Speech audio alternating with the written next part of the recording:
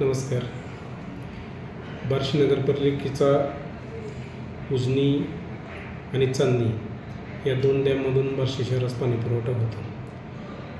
यामध्ये चांदणी धरणातून बार्शीला येणारा पाणी पुरवठा आहे तो साधारणतः 7 MLD आहे.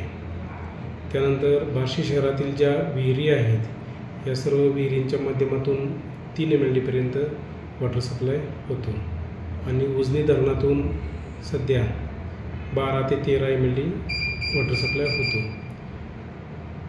उजनी जी पाणी पुरवठा लाईन आहे ती लाईन 1990 ते 95 या दरम्यान पूर्ण झालेली आहे. आज त्या लाईनचं लाईफ बऱ्यापैकी संपत आलेलं आहे. त्यामुळं ती लाईन 74 किलोमीटरची लांब असून वेळोवेळी त्या ठिकाणी लिकेजेस होत आहेत आणि सध्या उन्हाळ्याचे दिवस असल्यामुळं तापमानाची विपरीतता आणि संपूर्ण लाईन ही बऱ्यापैकी BC सॉईलमध्ये असल्यामुळं त्या ठिकाणी जॉईंटला लिकेज वाढत चाललेत आणि त्यामुळं बार्शी शहराचा जो आपण 1 दिवसाआड 2 दिवसाआड पाणी पुरवठा करतो त्याच्यामध्ये वारंवार खंड पडत आहे. आत्ता लगतच मागे 2, 3, 4, 6, 7 आणि काल 16 या तारखांना मोठे लिकेजेस आढळून आले. त्या लिकेजला लाईन पूर्ण रिकामी करण्यासाठी बराचसा कालावधी लाईन रिकामी झाल्यानंतर आपण त्या ठिकाणी मग त्याचं जे काही वेल्डिंग वर्क असेल किंवा बाकीचं दुरुस्तीचं काम असेल ते आपण पूर्ण करून घेतो आणि त्यानंतर बार्शी शहरास पाणी पुरवठा आपण करण्याचा प्रयत्न करतो. हे करत असताना त्यामध्ये बराचसा कालावधी निघून जातो. एक दिवस एक लाईन जर लिकेज झाली ती उजनीची तर पाणी पुरवठा हा 1 ते 1.5 ते 2 दिवसात 2 दिवस पुढे ढकलला जातो आणि त्याच्यामुळे बार्शी शहरास पाणी पुरवठा हा विस्कळीतपणे होतो.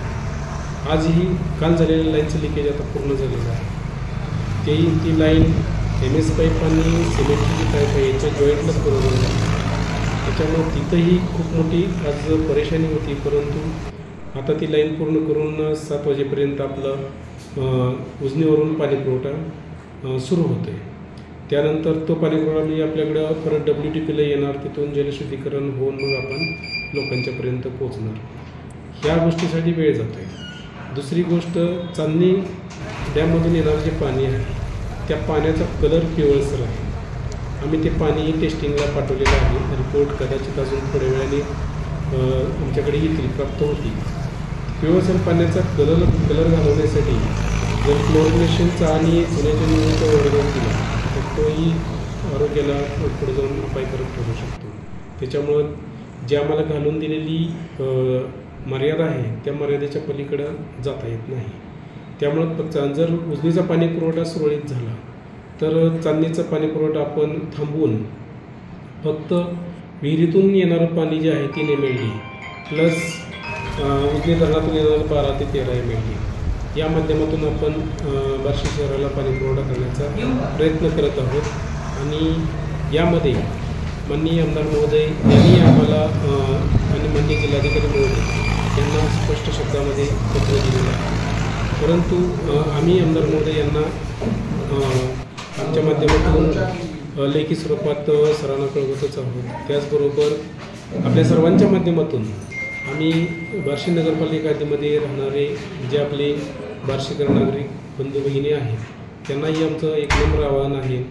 उन्हाळ्याचे दिवस आहेत, आपण पाणी पुरवठा म्हणजे पाणी जपून वापरावं जे येते ते, आणि आपल्या सर्व तक्रारींचा स्वागत आहे. कृपया मी माझा नंबरही आपल्या माध्यमातून संपूर्ण बार्शीकरांसाठी देतो. कुणाला कुठल्याही प्रकारची 24/7 कधीही या 2 महिन्याच्या कालावधीमध्ये अडचण आली तर कृपया आपण कधीही फोन करू शकता. सर्वांसाठी नेहमी फोन खुला असेल.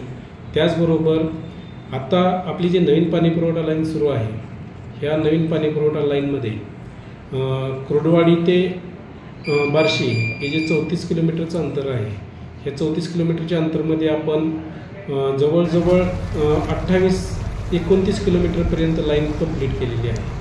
जी आता 5.5 ते 6,000 मीटर लाईन राहिलेली आहे किंवा 5.5 ते 6 किलोमीटर जी लाईन राहिलेली आहे ती म्हणजे पॅचमध्ये राहिलेली आहे. ते सुद्धा जोडण्याचं काम युद्धपातळीवर सुरू होते. आणि जर आपण 20 एप्रिलपर्यंत ते 25 एप्रिलपर्यंत ही लाईन जर जोडून झाली, तिकडं जॅकवेलला आमचं पंप बसण्याचे काम सायमल्टेनियस सुरू आहे. त्यामुळे इथं या 34 किलोमीटरच्या टप्प्यामध्ये जो वारंवार गळतीचा प्रश्न उद्भवतो आहे, त्याच्यावरती हा एक चांगला उपाय होईल. एक 20 ते 25 दिवसामध्ये आम्ही मिशन मोडवरती 25 एप्रिलपर्यंत ही लाईन पूर्ण करून एनिहाऊ बार्शी शहराला सुरळीतपणे अखंडितपणे कुठल्याही प्रकारे विस्कळीतपणा न येता पाणी पुरवठा करून द्यायचा आमचा नगरपालिकेचा माणूस आहे. आपण सर्वजण यामध्ये पालिकेला मोठ्या प्रमाणावर सहकार्य करत आहात. यापुढे आपल्या सर्वांचं सहकार्य लाभेल ही अपेक्षा बाळगतो. धन्यवाद.